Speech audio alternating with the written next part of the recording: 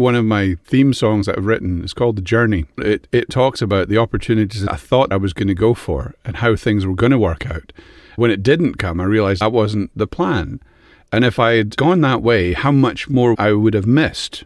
So it's kind of been my theme song of life. We have a phrase in Scotland that says, what's for you will no go by you. What's for you will not go by you. If it's meant to be, it'll be just watch for those opportunities and grab them when they come. Welcome to Second Verse, the podcast where indie artists share their stories of coming back to music and where we celebrate the messy, meaningful journey of chasing your creative calling.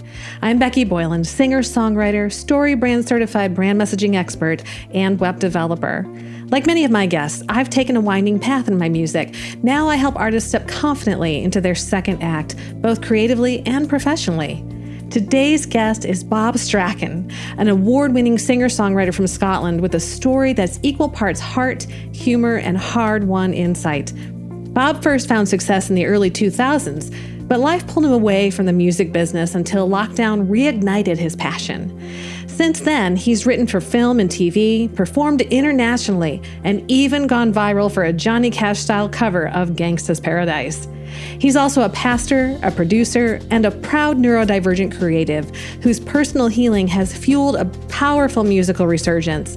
In this conversation, Bob opens up about grief, rediscovery, faith, and why being good at what you do isn't enough. You also have to be good to be around. This one's got depth, laughter, and plenty of truth bombs. Let's dive into Bob Strachan's Second Verse. Welcome, Bob. Thank you for joining Second Verse. Oh, you're very welcome. It's good to be here. Thank you. I'm so excited to have you, and I love what I've been learning about your story. There are so many things that I know are going to be really fun to talk about. Let me just start at the beginning. You grew up around music, and it clearly was a part of your life for a long time. Tell me how everything got started with you in music. Okay, so it goes way back to childhood. My dad was the song leader for the church I grew up in. So he had a piano in the house, in the old house, and you know, there's music all the time. There's always times people coming around and playing, and he could just pick up about anything. He even got the saw with a violin bow, and he would play the saw, harmonicas, flutes, and he was a good fiddler as well. But he never could get the guitar. He just didn't have the fingers for the guitar. But piano, everything else he could do. So I'm guessing I kind of inherited some of that talent from him. That was basically the beginning of music. It was always around. And then going to the dances, growing up, the Scottish country dances, and then folks coming by when we would visit the ancestral home of my mother's folks over in the islands. There was always folks playing an accordion or some Celtic music or folk music. It was a great upbringing. A lot centered around music. I remember sitting on my dad's knee and sometimes beside him while he played for church and things like that. There was always something going on. Oh my gosh, that's so exciting. Now you mentioned the islands. Whereabouts? Not like I'm going to know everywhere, but I spent a week or so in Knoydart Peninsula. Oh, yep. I just loved it so much. It was so beautiful. It's very similar. It's the island called Gia. It's spelled Gigha. And I usually tell people, so my mum lives on a little island off the west coast. And folks are like, that's Hawaii. I'm like, no, it's a little island. Not many people know about it. But those that do, it's strange. They have very much an affinity to that island. A lot of people's families have exploded and they end up coming back to find their ancestry on this little island just off the entire coastline. I was privileged to have that kind of music for like the Western folk music as well as growing up in the northeast, to where it was the northeastern stuff of Scotland. So two very different cultures, but very, very much connected by fishing and certainly by music. And I think that's really exciting because folks who maybe aren't familiar with Scotland would not realize that there would be that diversity and a variety of styles. Even throughout the United States, where I am, there are so many different styles, some that have a similar heritage and come from a common background, and others that diverge and come from so many different places. We tend to think that there might just be one or two different versions. So I think it's exciting that you're able to bring that into your music and introduce your listeners to different variations and types. Absolutely. I did a Western concept track the other week and I posted it in a group for some feedback, and somebody said, I love the country feel as well as it's really Celtic. And I'm like, you just summed up my personality. So there's definitely that influence. And as you say, when people say Celtic music, it's like saying country music or pop music. There's so much diversity in it. You've got Scottish dance music, which is usually centered around an accordion or a fiddle as the lead instrument. But then you have other things called bothy ballads and mouth music. I'll refrain from using the Gaelic terms, but there's mouth music. And then way up in the islands, they had call and response. The minister would sing a psalm, the first line of the psalm in Gaelic, and then the congregation would repeat it, but usually slower. These Gaelic services lasted about 3 hours. So, but just so much diversity in it. And a lot of it based around the pentatonic scale. You're going to write a piece of Scottish folk music, a lot of it is based around that pentatonic scale, which a lot of cultures' music is kind of based around. That's why things like Amazing Grace lend itself so well to the Scottish culture, because it's in that pentatonic scale. Obviously it's the famous tune on the bagpipe, probably the most famous bagpipe tune out there. We've got the bagpipes, the penny whistles. There's a lot of Irish connections there as well. Some things are inherently Irish, some things are inherently Scottish, but there's definitely that blend. Then we bring the mandolin, not really a typical Scottish instrument, but you do find it a lot now in Celtic music. So you see that bluegrass kind of crossover where bluegrass has brought the banjo, and now the banjo has been brought into Celtic music. And then we have what we call as a baran, or as the Americans say, a bodhran, which it just makes, every time people are like, no, it's a baran, it's a baran. It's a Gaelic word. We're very sorry. It's okay. We forgive you for Braveheart too, by the way. But these instruments are very much traditional, and you find them in both Scottish and Irish folk music, because the islanders crossed paths with each other. A lot of the culture does cross over, but even with Irish, you've got the Irish style, you've got Irish country, you've got Scottish folk, you've got the dance, you've got Bird the mouth music, you've got pipe music, the walking songs. And stop me if I'm rambling, but I feel like I'm getting a great education here, so I'm just enjoying it. Well, that's good. That's good. We have what's called a walking song, and it's not just like walking along the road, it's spelt walking. The women would sing these songs as they walked the tweed. They would sit around on a table. Once the tweed had been woven, they would put it on the table and use certain liquids, I'll not say what they were, that were used to treat the tweed and help make it waterproof. And so they would make this motion, put it on the table, bring it back, and pass it on to the next one. So it was forward, back, around, and then this way, whatever way they did it, grab the next one. The way they did the walking would make the beat. It was very much synonymous with the ladies singing these walking songs. There's just so much in the culture. And of course, we've got reels and jigs and strathspeys, and I'll stop there. I love it because just that concept of almost a utilitarianism for it, but at the same time to make it fun, and so that it's not just utter drudgery. And it's fascinating how those songs and those styles continue through the culture well past the time when they were a necessity. But it clearly was a beautiful thing that people latched onto and connected with. And so now we are able to rediscover that, or at least on this side of the pond, discover it for the first time as we get exposed to new music by writers and creators like you, who can introduce us to these sounds or even help us to make the connections of, oh, that sounds kind of familiar, but I don't know the history. I don't know what that's about. And that's just so exciting and so fun that there's so much more behind it than just, this has this familiarity and it kind of makes me think of the British Isles, or something like that. And there's so much more to it. And as we talked about, so much more variety, which is super exciting.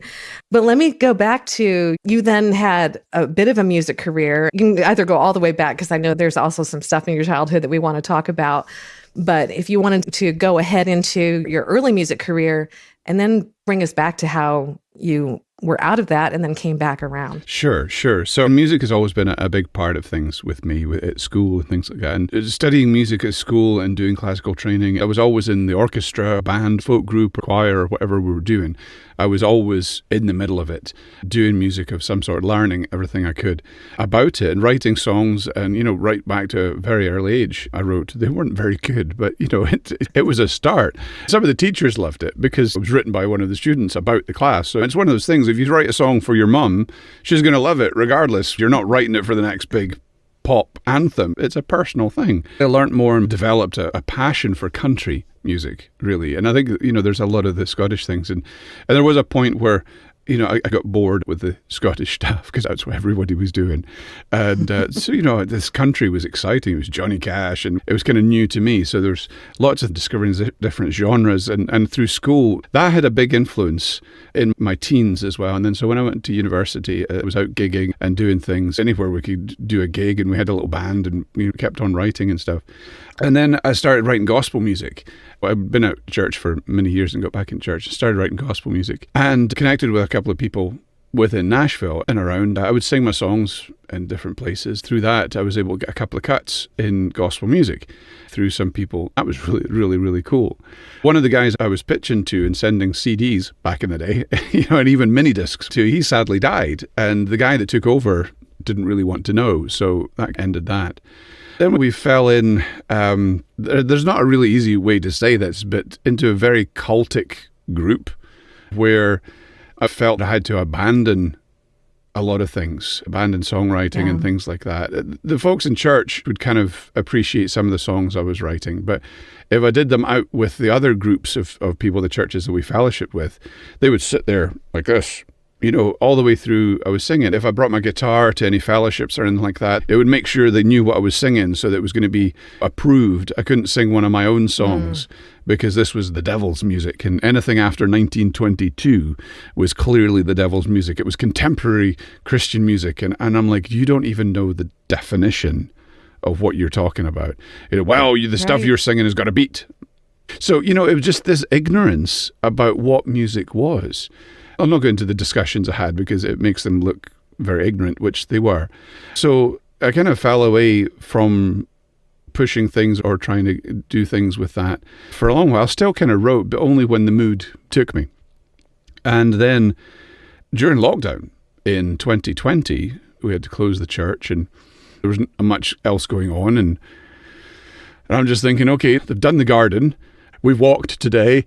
What else can we do? Because I like to be busy. I saw on Facebook there was an art group that was doing this art challenge. So I joined that. And we did a couple of art things. You had to make something out of things around the house. So I got wax and I made this little figure. And I enjoyed that. And it was kind of cool. But it wasn't fulfilling. After a couple of days, I thought, what did I really enjoy doing that I could do? And it just came to me, go back to songwriting. And so I got on Facebook and looked up every songwriting group I could find and joined them. Some of them were absolutely terrible, and other ones I thought, no, this is actually got some really good stuff in it. And there was a couple that were doing Zoom meetings. One of these guys was talking about a songwriting course. I thought that would be really good. I would like to learn some new stuff and see where I'm at. It was a 6-month kind of thing, on and off. I was challenged all the time, and we would go through the songs, and it showed me the things I was doing really well that I instinctively knew, but I wasn't doing them consistently. So that helped me is like, well, this song is right. You've done everything right in this song, but this song, you've just thrown it all to the wind. And I'm like, see, that makes sense. So that helped me kind of get a focus back on there and get back into what I really wanted to do. And so I was churning out songs, and I was trying to, at least get a song completely finished to do for Sunday morning, even though we were just our family by ourselves in church. We were broadcasting, but at least it was something that I could encourage people to do, and I started sharing them. And then I started sharing songs on my Facebook, and people started enjoying that, and I started improving and figuring out what the next stage was. And so just these little things fell into place with different people that I met to bring me. And then somebody said, well, have you ever thought about putting your music in film and TV? And I was like, no. He's like, well, do you watch TV? I'm like, yes. And is there music in that? Yes. Who do you think writes that music? Huh. That's a point. So that's what then just led on to there. And that's, where I'm at now. I love how, even though it was a challenge for all of us to kind of retreat from the world, by being driven online and opened up the opportunity for us to find people and learn about things like that we would have been so limited if we don't live around people who have this experience. So it's really sort of an exciting thing. And I think that's a common thread for a number of us independent artists, that this was an opportunity to do a lot of things that we wouldn't have been able to do before. So I know that was true for me too. Oh, absolutely. There's people I met through lockdown and on Zoom calls and in network meetings that I would have never got past their gatekeepers. Some of them I'm really good friends with now, because we were all in the same boat. These are major players in the music business that have been around. I know them on first name terms and can message them. Then it comes to the point where they're actually messaging me, asking what I think of this song that they're doing. I'm just like, I'm sorry, what? As I was saying to my wife, I said, such as just messaged me and asked for a review on this song that they're doing. You know who this is? She's like, well, obviously he respects your opinion. So I did. I gave my opinion, wrote back. He's like, yep, great. That's exactly what I was looking for. And thank you. It kind of helped me sit at the big boys table, not in an arrogant way, but once I started learning and could realize and started seeing those things and learning from these guys, being able to sit and know what they're talking about, being able to write and to have reviews and then started putting things into song contests and getting 5-star ratings on them. So I'm like, hey, you know what? I can sit at the big boys table now. That was a big encouragement for me to do that. So yeah, lockdown was hard. And there's other sides of that wasn't so great. But for music, it was. This is also such a different time in the industry. The opportunities you have now, you would probably never have had then. I think that's even more exciting. I feel that myself. So yeah, I think that's just incredible. I totally agree. One of my theme songs that I've written is called The Journey. It's basically about that, written a long time ago. Before this happened, it talks about the opportunities I thought I was going to go for and how things were going to work out. When it didn't come, I realized that wasn't the plan. And if I'd gone that way, how much more I would have missed. So it's kind of been my theme song of life. We have a phrase in Scotland, but it says, "What's for you'll no gone by you. What's for you will not go by you." If it's meant to be, it'll be just watch for those opportunities and grab them when they come. I'm going to quilt that. Put that up behind me. What's for you'll no gone by you. I love that too, because so many times we'll say things happen for a reason. The challenge for me is things happen for a reason. And sometimes we're dumb and we make stupid mistakes. But at the same time, if you're keeping your eye out for those blessings that are going to come and are just ready, even if nothing's happening right now, you won't miss it if you're ready. And I think that's a beautiful, elevated Scottish way to say that. Thank you. Now, you're a pastor as well, right? Yes. And I'm a music minister, so I understand that amazing opportunity to do things with your music and what God has called you to. And then also have these opportunities to do broader messages and create music that has lots of different purposes. It just makes me more excited to make more and more music. Anything else you'd like to share about that? That was one of my things when I started back on this journey, writing songs for our church. People were talking about, get into worship and write for the global church and stuff like that. I'm like, there's not really any such thing. We're local churches here. That's what needs to happen. People asked, I think it was Matt Redman, how do you write these songs for the global church? He says, I don't. I write them for my church, and they just happen to go global.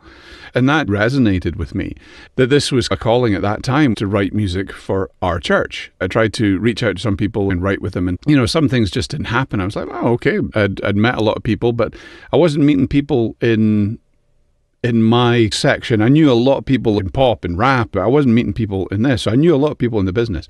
The genre I was trying to get into, then I found out was probably not the best thing to get into, just for various reasons.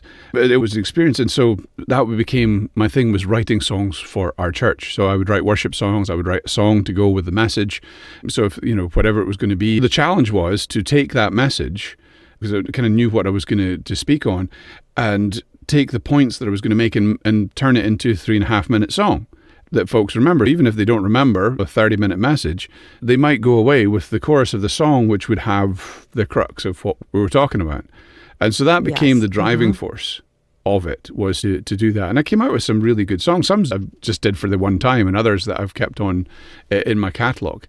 But it really fueled that passion to keep going and to do things. And through the process of the last couple of years, we really sat down as a family and started to come together again, because there'd been a lot of issues in our family unit with the cultic mindset. It was hard for us to start to walk away from that, because we lost friends. This was over a period of about 10 years. But lots of things happened that really helped us move forward and get to a place within our family that's really great, and our church is really great, putting away a lot of these cultic ideas and really getting to a place where it's a family. We're there just as a family, and stop being so pharisaical about things. It's okay to listen to Johnny Cash. There's things out there. It's, learning to say no. There were just so many things that was there. One of the things we were expected to do as part of this cult-like church was to just do everything for anybody that asked. So we basically had to drop everything and run. And that's what was the big dividing thing in our family, because the kids were left at home while we went and looked after somebody else's kids. Our kids were getting neglected. I'm like, no, this is not right. The scripture clearly says that if I'm to be a pastor, I'm to take care of my own house first. Therefore, my kids come first before anybody else's. My family does. I'm first and foremost a family man rather than a pastor. And then realized when Jesus sent out the disciples, he told them, he said, look, when you go into a place, find who is worthy and stay with them and let your peace come upon it. But if they're not worthy, take your peace back, shake off the dust of your feet and move on. And so that was a big thing for me. I was like, wow, we can say no, because if people are just wasting our time and we don't see that they're worthy to receive the ministry, then we are to move on to the next person. If we spend the time casting our pearls before swine with them, we are robbing from the person that we're supposed to be going to. And that really resonated with me, both in church life and family life, but also musically. There were some people that I could waste my time with, but there was other people that really did either need my help or could help me. So to prove myself worthy to them and prove who people were worthy to me. So that focusing and really realizing time is precious and who I work with and who I do for is very specific now, that I make those decisions because time is precious and we want to do the best job that we can and not waste the opportunity that we have. Sometimes the greatest maturity in this whole process is the unlearning of the things that we've been taught for years and years. And I remember early on in my journey, learning a lot of viewpoints that were not quite to that degree, but as I look back now, I realize how unhealthy and unhelpful they were to me. Many of them I was able to quickly shed when I went off to study Bible and educational ministries and have a completely different perspective. But every once in a while, something will come up and I realize that, that sort of took root. And I start to see the insidiousness of that or how that may have impacted other people that I know. It is so difficult when it has all these relationship connections and has that impact of losing friends and essentially a spiritual family in the process. It's a maturing and it's a thing that is so hard, but so helpful and so important to do. It certainly is. And that's key, to just follow those paths. Not that you're making your own way, but you're following the true way, if you like, not man's way. And that's what it becomes, is we're following this set of rules, given commandments that Jesus faced in his time with the Pharisees. And there really is not much difference to what's going on in a lot of churches today. So it's been a freeing thing. And it really brings true that when Jesus said, you shall know the truth and the truth shall make you free. A lot of people quote it as set you free, but it's not, because set free, we could be brought under that lie again. But when we're made free by the truth, that lie has no bearing on us anymore. It's the same thing for imposter syndrome or whatever. I'm not musical, I'm not artistic. A lot of these things were put on us as kids or whoever. Oh, you'll never be able to make it in this. These are all lies that have been told to us that we have to shed to be able to do that. I think that's one of the things when I come to realize that, I can call myself a pro, because I can write with the pros. I can do the things that I need to do. I've been recognized as such. And it's like, hey, that's what I am. And, and there's always that little niggles at, well, are you really? But, I don't think it's an arrogant thing. I think when you're sitting at that table, you have to believe that you have the right to sit at that table. Oh, yeah. Yeah, definitely. And it really is also defining the direction that we want to have. I am a songwriter. I am, a guitarist. My first instrument was trumpet. And so I was a trumpeter. And that was easy to say for a really long time. But when I started playing guitar, I was the trumpeter who's playing guitar. And I remember the point, I don't remember exactly when it happened, but I remember the feeling of when I realized I am a guitarist. And I could say that and own that and recognize that. But now I realize part of that maturity is I'm going to say it and own it just a little bit before I feel it. And that way I know that I'm actually on the right trajectory, because I also have enough experience in other jobs to remember when I was faking it till I made it, just like everybody is. and still had the title for those things. And so I might as well confer that title on myself, that this is the thing that I am because this is what I do. Songwriters write, guitarists guitar. Absolutely. I love that. Exactly it. We'll be back with more after the break. Second Verse is sponsored by Attitude Creativity.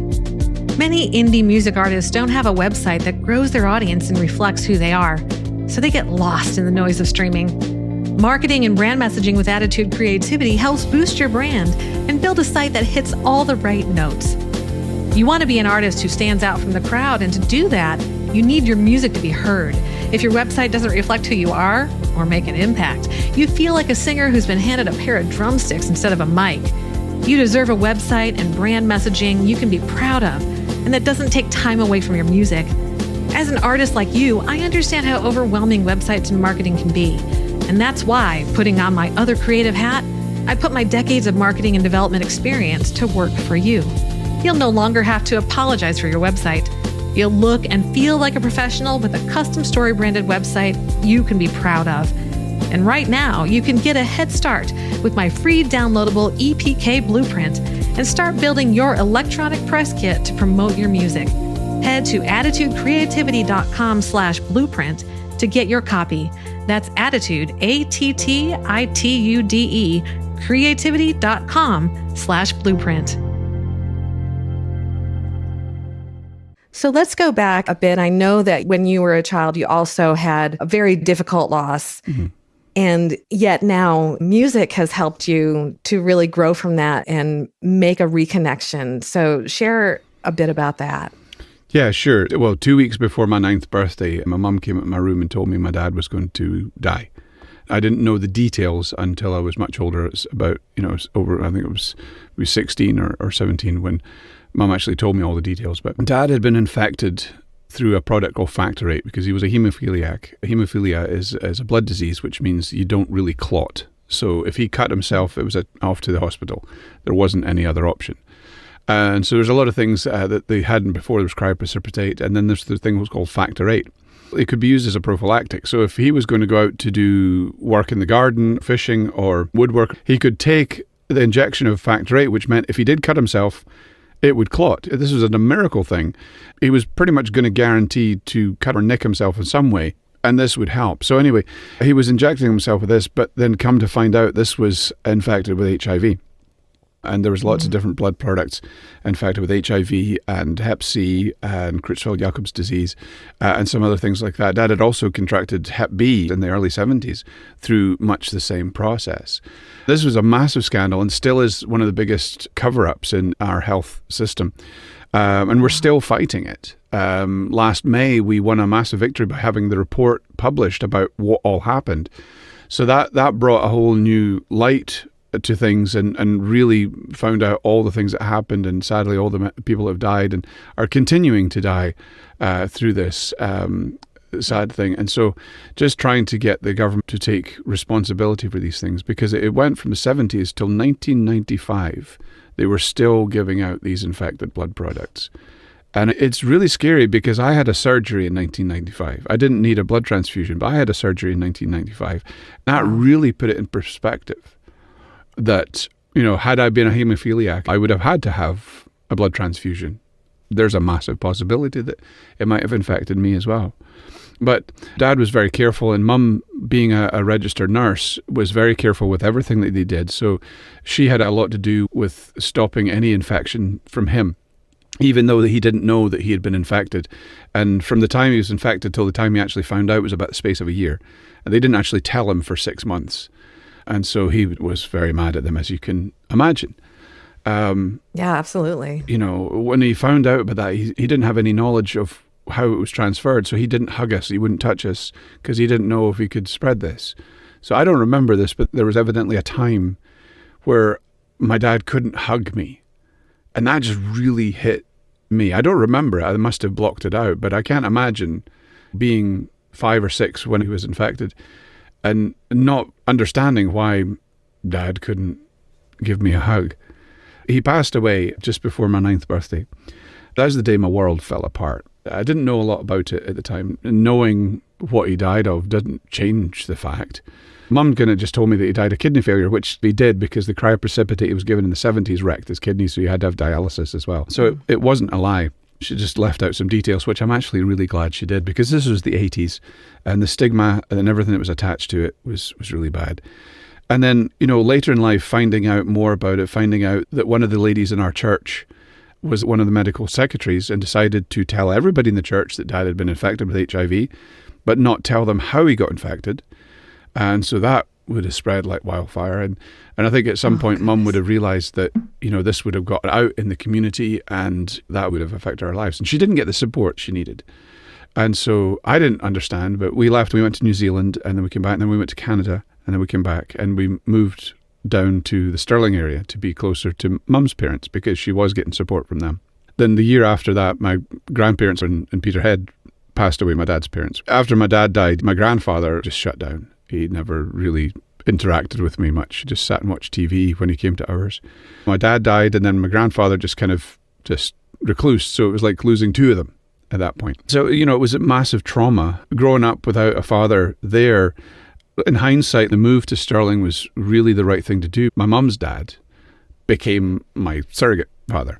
Here I am being raised by this ex-serviceman, ex-army, been through the Second World War and everything like that. So a lot of the ways I have are like boomer ways because I was raised by him. So in a lot of ways I was raised as a boomer, not as a Gen Xer. There's some things that I do that people are like, my dad does that. I'm like, well, okay. But it was really important for me because I realized how important it is for a boy to have a father figure in their life, whether it is their actual dad or not, but have someone that they can look up to, someone they can get advice from, someone that they can model themselves on. And especially if we bring that to a spiritual concept, if we're trying to look to God as a father and we have no one that we can look to as a physical father, whoever we look to as a physical father, whatever attributes they have are how we're going to see God. If we have a terrible father, we have a difficult time relating to God as a father. But if we have someone that demonstrates characteristics of love, compassion, discipline, order, and hard work, then we have a better relationship with God as a father because we can see our actual fathers and model that. So I was very fortunate to have my grandfather as my second dad. When he passed away, it was like another kick in the chest because now all of them were gone. He did survive to see both my kids, which was amazing, and he finally was proud of me for my choice in occupation or my calling. At my grandmother's funeral, I was able to take the funeral, and he realized that this is what I'm supposed to be doing.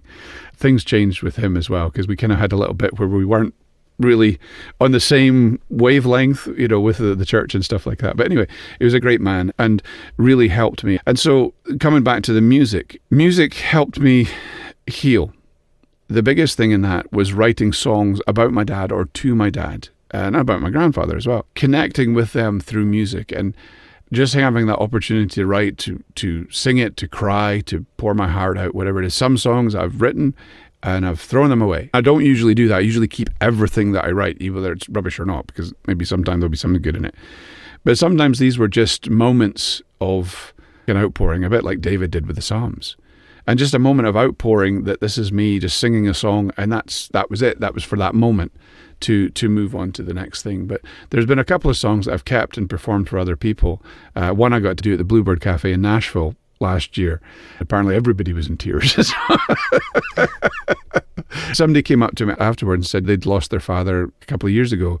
Me telling me the story and singing that song really helped them that night. So I'm like, that's great. That's exactly what I love to hear. It should be to help and to bring someone a little bit of happiness or closure or joy or encouragement from the music. And that's what really gets me going. Even when there's a specificity about your experience, that just adds to the authenticity so that someone who is going through something similar, even if the details don't quite line up, they will get that experience. And that's what's so powerful about being able to draw on all of that. And I love that you were able to then speak to your dad and get all of this out to him in a way that you couldn't do when he was here. But there's no wonder that it's so powerful and would move so many people. I really was mad a lot of times.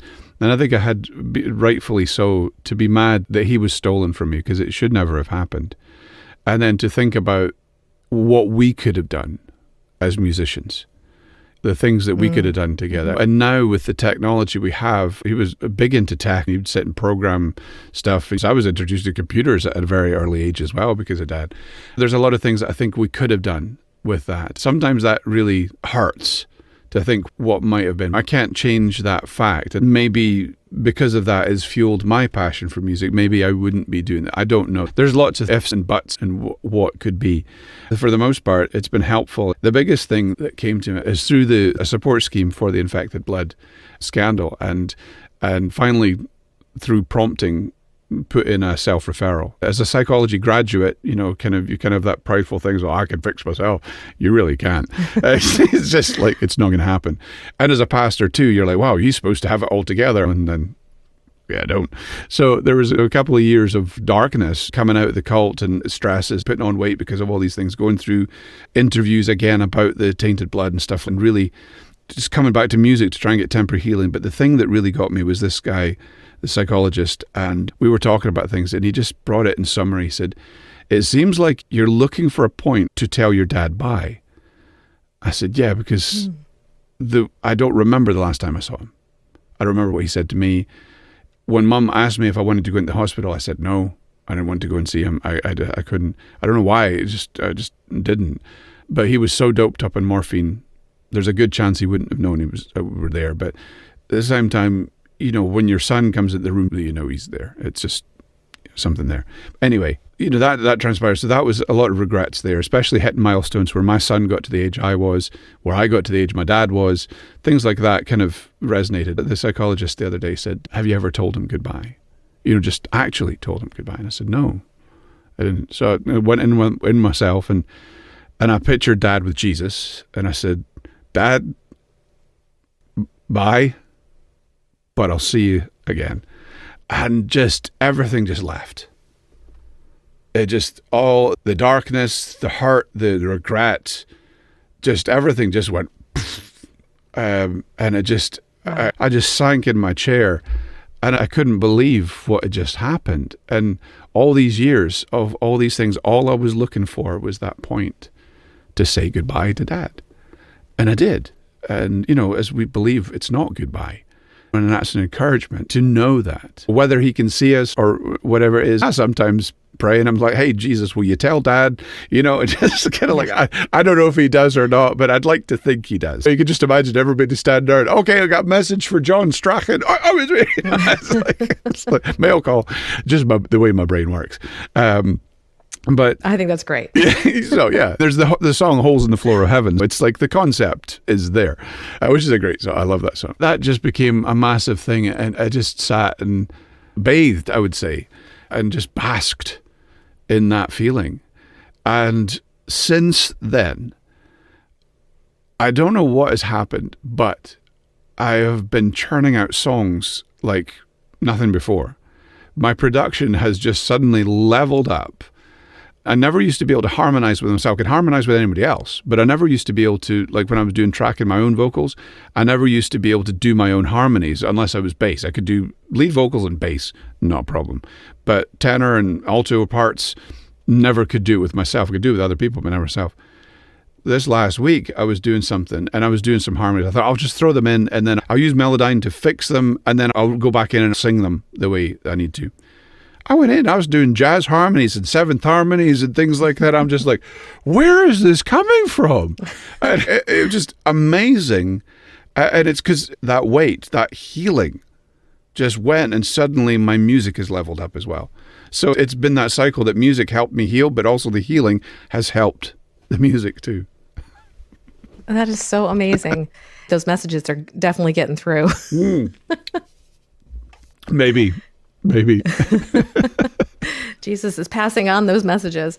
We'll talk about some of the projects you've got going on right now. You've got some exciting stuff on the way. I do. I've been composing music for different projects and doing a children's project, which I'm really excited about. And so I kind of watch this space for that one. I'm writing more albums for Sync, doing more Sync placements and connecting with so many more people in town. We've got an opportunity to establish a music cafe, community center. So this is really exciting for me to be able to bring live music to our wee town. And a lot of people are coming out the woodwork. We've got a songwriters night started every month. And just people that I never thought would come along. They're starting to come along and writing songs. And it's great to be able to pass that knowledge onto them and be able to connect. And I hope to build on the connection between Jedburgh and Nashville, because I already have friends there in music, gospel music and country music. I spent a good while there back in November and made some really great connections there, made really good friends. And so building on those to kind of bring more music, not just the country music, but all kinds of things. But people really do love country music here.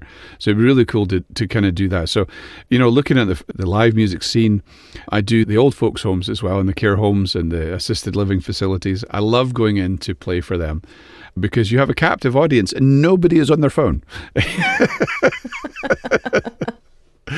And they love it. That is true. They might be asleep, but they're not on their phone. So I'm okay with that. I mean, when I sing Jim Reeves and Don Williams, I used to put my kids to sleep with that. Apparently the old folks do the same thing. But they come alive, especially when I do rock and roll or some classics from the 60s or these kind of things. They absolutely you see it in their eyes. They could be sitting there drooling in their soup all day, but you get up and sing a song and music just transforms them. That part of their brain is still so very active. They know all the words. They sing along with it. Some of them even get up and dance. There was one I was doing, Stand By Me, and one of the residents took this as a personal challenge and literally came and stood by me. I absolutely love doing that. My gigs are usually centered around the community for the old folks and these kind of things. I just love it because it gives me a kick that I'm actually making a difference, not just singing to a bunch of people that are having a meal and not really caring if it's the radio or live music at all. And of course, writing for myself and wanting to do a lot more personal projects this year, as well as the sync stuff, but actually do stuff for me as well. And maybe also another television appearance this year, but that's still in discussion. That's amazing. I love that. So where can people find out more about you? And besides, obviously, finding you at the local rest homes? There you go. I'm just going around to see which one I want to go to. Which one's got the best vibe? I'll tell the kids. So just Google Bob Strachan and it'll come up with stuff. I don't have a lot of stuff on Spotify. I've only got about 3 or 4 songs on Spotify and streaming at the minute, mainly because I've focused on pitching to others and doing for sync. So didn't want to release things, obviously, because if you're wanting to get cuts and things like that, you don't want to have it as a first release. Hopefully in time, we'll start building some more things. I've got 2 songs in production right now for release in the next couple of weeks that I'm very excited about. My YouTube probably has the most of different music and little shorts and videos and fun things. I have Facebook as well. That's where my main follower base is. I went viral with a Johnny Cash version of Gangster's Paradise a couple of years ago, which was amazing. But trying to keep up with everybody, doing this every week, kind of just ended up burning out. Because at that point, I didn't realize I was autistic. I did appreciate the ADHD, but I didn't really know I was autistic as well. So that was news, but not apparently to my family and to other people. It does make a lot of sense about my growing up and things that I did back then. And I've just embraced it, not to make it part of my personality, but it's who I am, and accepting that fact and then using that fact to plow into music. It is a special interest, and I can sit here for 4 hours and do production, sit and listen to all the intricate frequencies and utilize those things that my brain does that other people's doesn't. And so it makes me have really good ears for listening to things and knowing when frequencies are clashing. I might not always know what to do about it, but that's why I have a good mate that's an engineer. He doesn't hear what I hear, but he knows what to do. So I tell him what I'm hearing, and he knows what to do, and he fixes it. It's like, yeah, that's it. So again, working with different people with different skill sets is a great thing. And of course, now we've gone on an ADHD tangent, and I completely forgot what we were talking about.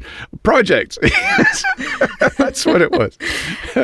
and it's totally fine, because I also was recently diagnosed with ADHD. Woo! And it gives you the freedom to play to your strengths, to play to your brain strengths, and also to allow your brain to have some downtime and do some other things so that you can come back and lean into that focus. So yeah, totally get it. I think that was actually a perfect and wonderful tangent, because I think that's also a feature and not a bug with a lot of other artists that I have known.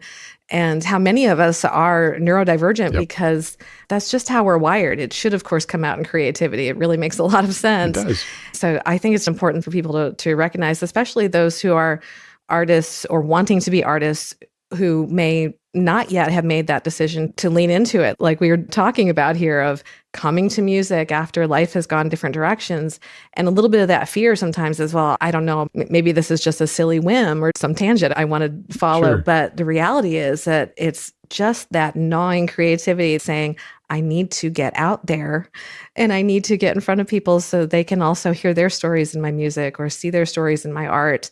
And so I think it's a beautiful thing. I appreciate it. It is. And I think that's why I am at the point I'm at now, is embracing those things. Also, the medication helps. That has been a massive game changer for me because, like I said, after that Johnny Cash thing, I just burnt out and it was so overwhelming. And again, lots of other things going on with the inquiry and stuff like that. But just being able to know what my strengths and weaknesses are, and then being able to accept myself for this, and this is who I am, and be real with yourself. I think that's such an important thing, is just to be real with you. It's like, this is the way that we are created, and the world needs creatives. It's that whole square peg kind of thing. We are designed to be creative, and that's part of the ADHD autistic thing, is that we can be creatives. And although there's different places on the spectrum, high functioning, low functioning, different things like that, each of us is there, and we have our own talents. We have our own little special interests. We need the artists. We need that, and our family is quite diverse, even within neurodivergence. We're neurodivergent diverse. So my daughter is an amazing artist. She really is, and that's her creativity. I've never really gotten into art. I did enjoy it. I was quite good at it, but it was never my passion. Music is my thing. And then my son, he's really gifted at doing accents and voices and things like that. And I want to take credit for that, for doing them around him. But he's sometimes leveling up what I can do. And it's great to see your kids that you've given them the start and then they've just taken it and run with it. It's like, wow, what they're doing. My wife is also getting into that. And having grown up in that kind of mindset that I was talking about, these kind of things were frowned upon for her. So she's now finally able to embrace her creativity and do art and music and do other things. Also, she can play the keyboard. It was mainly for church. But, as a family, we're able to embrace our neurodivergence, and this is who we are. We are a creative family. Yes, we're going to go to Comic-Con. Yes, I'm going to dress up as Captain Caveman. Of course. So there's it just, that's part of whoever we are. If we're an artist or if we're a singer or a guitarist or, and whatever it is we are, is just embracing our strengths and weaknesses and finding that happy place within us that sometimes our special interests can actually be a job and we can do what we love. That's what I encourage the kids to do. It's like, well, if you love this and you're good at it, do it as a job. Find out how you can make money from this rather than get stuck in an office doing something you hate and only getting this hobby that you do on weekends, and then sometimes work gets in the way and you can't do your hobby. You're going to be miserable. So do something that you love. Be good at it and get paid for it.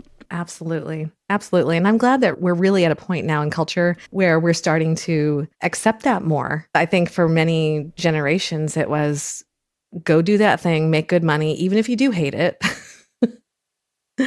And that was expected. And the reality is, if we celebrate our artists and give them the opportunity to make a living from it, we'll get more art and there will be more joy. Absolutely. And so much more beauty out in the world. And I think that is good living. It is. It really is. I just echo what you're saying there because, for me, it was like, finish high school, go to university, get a job, but realizing the struggles I had in school and university with being neurodivergent and having no support that way and, not realizing why and being brought down and being made fun of and not fitting in. But now realizing that, hey, this is why I didn't fit in. But I have found my tribe. I have found my family that I do fit in with. Most creatives are neurodivergent of some sort. And a lot of people that I work with, and they're like, I think I might be neurodivergent as well. I'm like, you think? And one of the things that somebody said to me that when I was in the States, they said, do you really think I'm neurodivergent? I said, yeah, you are. They said, what makes you think that? I said, the fact that we are actually friends. Because all my friends, the people I'm friends with, are neurodivergent. It's the people I get on with the most. It doesn't have to be musicians or whatever. It's really funny. And yeah, I agree with you that I'm glad we're at this place in time that we can allow ourselves to do different things. And it's acceptable to do that. To where people are doing art selling it on websites or wherever they can, and people are buying their art, whether it's niche. I mean, my daughter did that and sold stuff. It was amazing art. It was just like how easy it was to do. Back in the day, it would have been really hard to do that. And like us for music, we've got access. We can do this here, sitting in 2 different continents. We can have access to people around the world to produce with, to write with, to sing with, to place with. It's such an amazing time. There's the dark side of technology, but I think we have to look at the good side of it, that it has made us connect with so many people and make the world a more beautiful place because we can create these things together as a community, as churches or whatever it is. We're expanding that, and these songs wouldn't be there without those connections. And if I would just sat in my little bubble, there's probably not a lot of people that I could write with or produce with or learn from. And so I'd be still stuck in that little rut of writing these little mediocre songs. But now, having had those opportunities to learn from people and to do those things, it's like, yeah, it can level up to this game. So embrace it, look for it. If people have been out of music for a while, really, if this is a passion, even if we just do it as a hobby, carve out some time. You're working for what? To, pay the bills. But that hobby can also pay too. We also have to have that creativeness, because one of the things we found here in Scotland is some schools are not performing as well. And when you look at those schools, they don't have music programs as good. The drama, things like that are not high priority. So you take out that creativity and you take out the academia as well. You have to have both to balance those things. Creativity fuels academia. And we can have work, yes, but we also need playtime too. It helps fuel it. We can release our tensions. We can release our passions. If you're learning an instrument, do it. Get to an open mic, play it. A lot of these places, nobody cares if you're just starting out. They'll see your growth. And they'll see those things. And anybody that's negative, they're not worthy of your time. They're not worthy of your song. Just move on. Find people that are, whether you're just starting out or you're seasoned, find those people that will cheer with you and they will encourage your growth. And that's what I think the professional attitude is not how much money you make, but the attitude of being able to sit at the table, but also being able to pass on these skills and be able to support anybody that's coming up. Yes, we will critique, but critique in a positive way. To say, okay, here's some mistakes you're making. This is how you make it right. And just have that attitude. And that's what I believe makes one a professional. Beauty is not optional. It's something that we really do need. And it's not just a luxury item. Mm-hmm. And I think that's such a beautiful insight too about education and what an incredible impact it has, because you start to wither on the vine when you don't have anything to contribute aesthetically. The massive importance of being someone who's building into other people and a joy to spend time with makes so much more of an impact than whether or not you're just really good at something. And obviously we want to be good at it. We want to continue to build our craft, but we want to be good to be around too. And so I think that's what's so beautiful about this opportunity with independent artists now being able to get out there in the world and contribute and not just be another commodity, but be people with incredible stories like what we've just heard. That's great. I'll say amen to that. One of the points you just brought up was that about be good to be around. And that's the key. I've worked with some people and they were the best at what they did, but they were horrible to be around. Most people at this level want to work with people that they can get on with. It's about who you are as a person, not what you can do. And one of the things that, the networking, learning really how to network. I've always been a really good networker, now realizing what we do. That it's about coming to the room and letting people know who you are. And once they know who you are, they're far more likely to work with you. Even if your skills are not the top level, you're much more likely to get the gig because of who you are, not necessarily what you can do.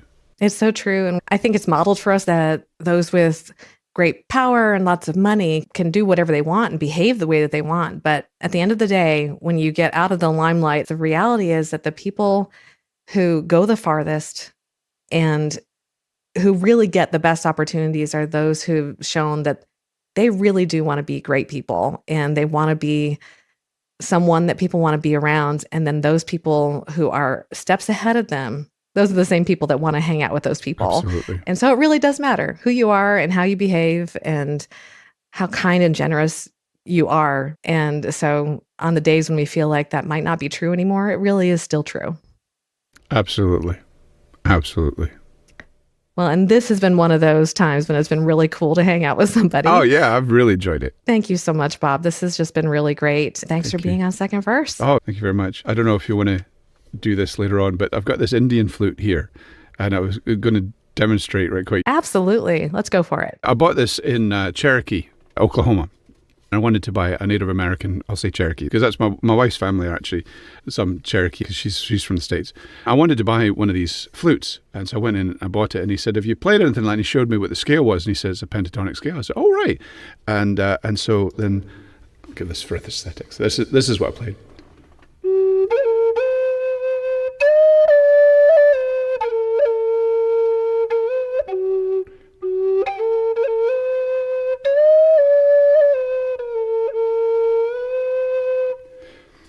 And he said to me, wow, that really does sound Indian. I said, really? He said, yes, it really does sound Native American. I said, that's funny. It's the theme tune to Braveheart.